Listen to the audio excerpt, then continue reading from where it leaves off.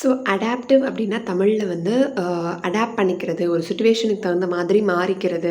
Boost is the secret of my energy அப்படின்ற மாதிரி ஒரு ஒரு ஊக்குவிக்கக்கூடிய ஒரு டெக்னிக் அப்படின்னு சொல்கிறாங்க.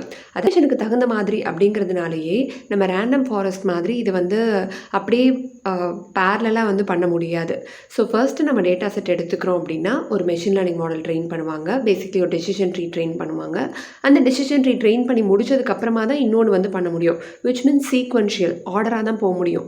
ஒன்றா தான் வந்து இவங்களால ட்ரெயின் பண்ண முடியும். ஏன் ஒன்றா ட்ரெயின் பண்ணணும்? ஏன்னா இது அடாப்டிவ்னு சொல்கிறோம். சிச்சுவேஷனுக்கு தகுந்த மாதிரி மாறும். என்ன இங்கே அந்த சிச்சுவேஷன்? ஒரு மெஷின் லேர்னிங் மாடல் சில டேட்டா பாயிண்ட்ஸில் தப்பு பண்ணுது, அதை தப்பாக கிளாஸிஃபை பண்ணுது, இல்லை தப்பாக ப்ரிடிக்ட் பண்ணுது அப்படின்னா அந்த டேட்டா பாயிண்ட்ஸை மட்டும் நல்லா பூஸ்ட் பண்ணி அடுத்த மெஷின் லேர்னிங் மாடல் கிட்ட கொடுப்பாங்க. இங்கே பாரு, முன்னாடி இருந்தவன் தான் வந்து இதை தப்பு பண்ணிட்டான், நீ வந்து இதை நல்லா வந்து படிச்சுக்கோ அப்படின்னு சொல்லிட்டு அந்த டேட்டா பாயிண்ட்ஸை வந்து அடுத்த மாடலுக்கு ஃபோக்கஸ்டாக ஹைலைட் பண்ணி அனுப்புவாங்க.